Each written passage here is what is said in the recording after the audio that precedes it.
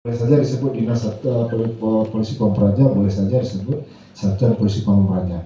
Dan ini mendapatkan amanah dari undang-undang sampai turun ke perda itu salah satu urusan pemerintah di bidang Trantibum. Ya. Kami mempunyai tugas pokok dan fungsi ada 3 secara garis besarnya. Sebelum saya menceritakan masalah penyakit masyarakat itu, apa 3 itu? Yang pertama, penegakan perda dan peraturan kepala daerah. Penegakan perda, salah satu perda yang kita punya di Satuan Pol PP adalah Perda 03 tahun 2015 tentang Trantibum ini. Dan semua perda yang ada di OPD ataupun di SKPD yang ada di Kota Bukit Tinggi, termasuk yang menyangkut masalah ketentraman ketertiban, baik itu di aspeknya di pemukiman masyarakat ataupun dimanapun, terkhusus lagi di fasilitas-fasilitas umum. Kemudian yang kedua adalah kami ini penyelenggara Trantibum secara keseluruhan di wilayah Kota Bukit Tinggi. Nah, kemudian yang kami ini adalah penyelenggara perlindungan masyarakat. Nah, ini ada 2 kontradiktif antara perlindungan masyarakat kemudian dengan kejadian-kejadian yang kami lakukan di tengah-tengah masyarakat. Dan saya pernah berseragam 3 jenis, Bu. Pernah di Damkar, pemadam kebakaran, dan pernah di Dinas Perhubungan, dan pernah di Satuan Polisi Pamung Praja. Itu berbeda impact masyarakat melihat. Sebagian masyarakat. Kenapa? Kami punya perda tentang Trantibum itu banyak yang mengatur tingkah laku pola masyarakat. Kalau manggaleh di tempat yang salah, tentu orang mencari kehidupan kemuang. Wak larang manggaleh. Beraseninyo dalam melakukan untuk bagaimana masyarakat tidak melihat hal-hal miring kepada pemerintah. Ini yang sangat berat. Kalau penyakit masyarakatnya bisa awak semua, tapi ini perlu kami sampaikan juga kondisi yang sebenarnya. Nah, di dalam kehidupan bermasyarakat, kita lebih cenderung melihat masyarakat kita ya, tidak semua ya, lebih cenderung untuk melakukan pelanggaran, Bu. Cenderung sekali. Dan mengkambing hitamkan aparat dalam itu. Saya paling sering dibully. Ya namanya, juga kami ke makan Bapak, iko karena juga kami yang bisa mampu, iko yang bisa kami mengalih Pak larang yo. Nah, kenapa hal itu terjadi? Ada keterbatasan oleh pemerintah itu dalam menyediakan sarana dan prasarana. Dan pada umumnya masyarakat kita, orang Minang, manggaleh itu ya di tempat narami. Tidak mau dia melihatkan keunggulan galehnya itu. Di mana naraminya pasti situ. Dan itu akan membuat sebuah persoalan bagi kita. Karena sebuah kawasan, lokasi ataupun fasilitas itu tidak mereka saja yang mempunyai mendapatkan pelayanan di situ, tapi masyarakat secara keseluruhannya. Nah, salah satu program Bapak Wali Kota kita dalam rangka menciptakan Trantibum di tertib jalan itu. Nah, tapi pasti dampaknya akan muncul lagi. Ada pedagang kaki 5 kita yang di stasiun, Bu, dimasukkan oleh Bapak Wali Kota ke dalam. Ya. Tapi masih ada persoalan. Saya pernah di Kesbangpol, kemudian di Badan Narkotika Kota Bukit Tinggi dan beberapa organisasi. Dan sekarang saya masuk Satpol PP mulai tanggal 19 Mei 2023. Ibu buat tiap. Amo tidak tahu dulu tuh, bahwa kondisi Bukit Tinggi. Ketika Amo di situ, Masya Allah, apakah betul seperti itu kejadian? Yang tadi saya sampaikan, tugas dan fungsi per PP menegak perda dan kepala daerah, penyelenggara Trantibum dan ketentraman, penyelenggara perlindungan masyarakat. Ini satu kesatuan yang tidak bisa dipisahkan. Yang khusus untuk yang nomor 3 itu, kita punya perpanjangan tangan di masing-masing kelurahan itu namanya Linmas. Dulu Hansip namanya, pertahanan sipil, sekarang namanya Linmas. Di masing-masing kelurahan kita ada 10 orang untuk perpanjangan tangan. Nah, ini nanti saya ceritakan sampai fungsi Linmas itu nanti bagaimana menginformasikan pada kami, karena penyakit masyarakat itu tidak di tempat tertentu saja yang terjadi lagi. Di lingkungan terkecil kita, di RT, RW, kampung, jorong lah terjadi. Nah, lanjut ya. Nah, ini dia ya secara aturannya, undang-undangnya PP nomor 6 2010 tentang sistem Pamung Praja dan ya. tiga hal yang sangat pokok dan itu tidak bisa ditawar-tawar. Tetapi pada sekarang Pol PP ini sudah menjadi semacam obat bagi masyarakat ketika ada hal-hal yang tidak merasa nyaman masyarakat. Ada Pak Herman ya, saya bingung juga menjawabnya. Saya sekarang di akun Pol PP saya buka untuk Anda bertanya, Pol PP menjawab, ada programnya itu. Jadi ada yang menyampaikan. Saya bingung juga nih Bu ya. Di Musaji awak misalnya atau di mesin-mesin yang lebih tinggi, anak-anak ribu ini. Kok ke Pol PP juga ya sampai ke dalam Musaji? Masya Allah, malu kita aja. Jadi ambo minta nomornya mau japri. Malu kita sebagai umat muslim. Anak-anak itu generasi penerus awak dikumpulkan, diarahkan oleh kearifan lokal, ustadz apa segala macam. Masa Pol PP sendiri? Tapi kami punya program yang khusus untuk Jumat itu, kalau Jumat itu. Jadi Pol PP yang putri ini kami tugaskan patroli itu Pak. Banyak masalah, sampai Bundowo banyak. Anak-anak SPM itu tidak pergi sholat Bu. Dan itu aduh ya Allah ya Rabbi, lari dari rumah Bundowo dikajar di Pol PP. Nah artinya Satpol PP itu gimana ya, hampir semuanya orang gila kami juga Pak. Ya kan, orang stres orang bercakap di rumah tangganya apa semuanya ke Pol PP itu memang udah menjadi sebuah kebutuhan oleh masyarakat dan kami juga tidak menolak. Tapi nah ini nanti saya minta juga pendapat mereka semua. Ketika sudah dapat, kok keripangan nih kok? Kasihan lagi nih kok. Misalnya anak-anak pang itu, ya kan? Atau anak-anak yang mengamen yang tidak punya etika semacam. Pak ambil yang melanggar perda, kamale. Dari Dewan Anggota DPRD melakukan perubahan. Jadi kita sekarang sudah memberlakukan Perda 02 tahun 2024. Secara garis besar, secara umum hampir sama, tetapi ada beberapa hal yang ditambahkan ketika perda kita masih ada celah-celah bagi masyarakat melakukan pelanggaran. Jadi sama, 10 tertib juga ya, kalau nggak salah tertibnya ada 10 juga. Nah ini dari Perda 03 2015, sekarang kita 02 tahun 2024, mulai dari tanggal 8 Februari kemarin kita sudah. Nah sekarang kami sedang melakukan sosialisasi dalam peralihan dari Perda 03 ke Perda 02 tahun 2024. Lanjut. Nah, ini akan saya bacakan data untuk 2023. Ya, kita masih memakai Perda 03 yang 2015. Nah, ini tertibnya ada 9. Mengamankan semua Pol PP. Nah, ini dia ada 9. Lanjut. Nah, ini Bu.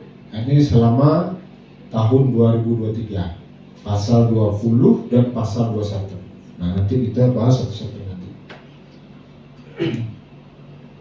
Setiap orang dilarang melakukan perbuatan zina dan atau mendekati perzina di tempat-tempat umum, objek wisata, penginapan, rumah kos. Nah itu rumah kos itu banyak ini, serta di tempat-tempat lainnya. Jumlah pelanggar per 1 Januari sampai 31 Desember 2023 nih Pak, 139 yang bisa kami rehab. Ada panti rehab kita tapi punya provinsi, tapi untuk 1 jenis saja pelanggarannya.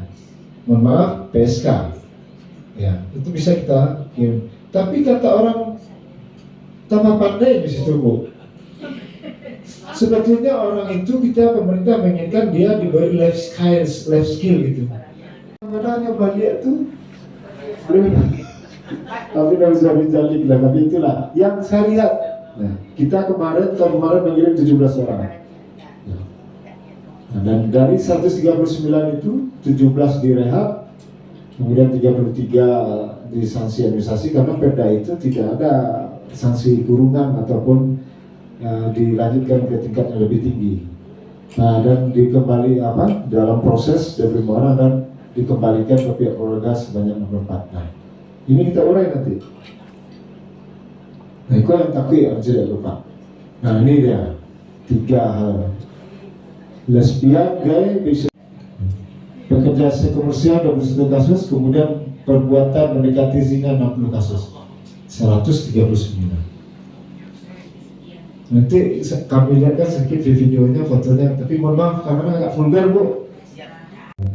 Memang susah kita memberikan pemahaman pada anak-anak sekarang. Kok HP? Dulu, di zaman dulu, zaman kami lah, saya lahir 73 itu, tidak ada HP gitu. Jadi memang konsen dengan apa yang diperintahkan orang tua. Kamu saji, mengaji, sekolah, itu menolong beliau di rumah anak gitu. Kalau kini tidak. Iya karena awak pakai HP itu Bu. Kadang awak sesama duduk awak pakai HP, buatnya dua resiko kan. Tapi itu zamannya. Cuman awak takut kalau tidak bisa kita membentengi, hancur Bu. Rata-rata kami siap ditangkap itu dengan PPNS, kami punya PPNS penyidik ini mempertanyakan itu. Rata-rata menyebutkan itu Pak. Ditambah yang ketiga itu adalah faktor lingkungan tadi, pergaulan. Nah, 58 kasus itu karena jadi mereka ini ketika petugas itu melakukan sebuah kegiatan, kami setiap hari razia Bu, setiap hari. Dulu target kami itu penginapan Pak di Jember Bu, tapi penginapan yang ada kewenangan Pol PP masuknya ke Palembang. Mereka itu punya sendiri Pak, per wilayah Pak. Jadi dari Sumbar tidak bisa dititipkan ke sana. Nah, Sumatera Barat padahal angka tertinggi juga secara nasional kasus kita ini. HIV atau pasapan tertinggi juga, tetapi kenapa kok Sumatera Barat yang kurang aktif melihat mencari bagaimana solusi penyakit masyarakat yang satu ini. Terbayang ibu-ibu, bapak, kalau COVID dulu sekali-sekali HP anak-anak itu Bu, buka lah aplikasinya. Kalau ini wala itu Bu, Allah tuh Bu, selesai lah. Ada micet tuh di aplikasi HP anak ibu Bu, cucu awak, Allah tuh. Nyo gunanya elok sebenarnya WA itu kan elok tuh, bisa awak komunikasi dengan beliau.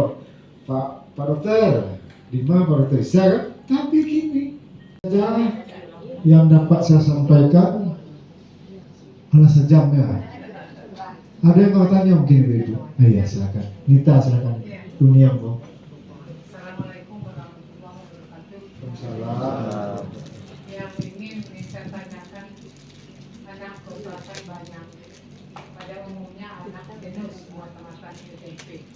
Ini apa salahnya untuk menanyakan KTP? Kan KTP tadi ya diminta KTP, dikawal satu sama OTP-nya.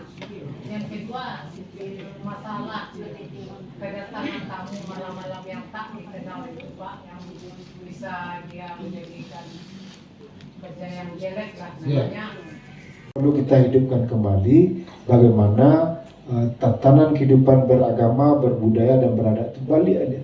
Awak boleh pintar, boleh teknologi tinggi, tapi awak tetap menghargai dan melakukan sebuah adat istiadat dan budaya kita itu, termasuk agama kita. Silakan Bunda, mungkin itu Nita nanti. Ya mana? Pak, kalau kita cari ya Pak, jarang bertemu. Jadi kaca. Nah, tapi kalau tamu-tamunya Pak, mungkin Pak mengecek terima kasih kita. Ya. Karena putus sampai di sana Ya. masalahnya. Ya. Jadi anak Costa pergi jam 9 malam pergi membeli buku ke Lapo Mate. Tidak pakai helm berdua. Sesuai dengan yang berdasarkan masalah tamu ya. Masalah tamu ada di luar misalnya dari Malaysia dari Pak itu dari Aceh Pak dulu kan. Misalnya di Bon yang di Padang bandara kan itu. Itu mulai dari situ waktu kemampuannya. Kok Mama Deso, kok Makalan, KTP-nya itu lagi. Mulai dari situ. Setelah itu sampai ke Bukit Tinggi Nabi Sasa. Sampai ke rumah Ayo sampai di Bukit Tinggi, itu barulah urusan di kota lain. Itu siaran bertugas kan. Baru ke kami sesuai ke kami ke warung pun kalau masalah mesti tadi. Itu kan dia macam-macam gitu kan.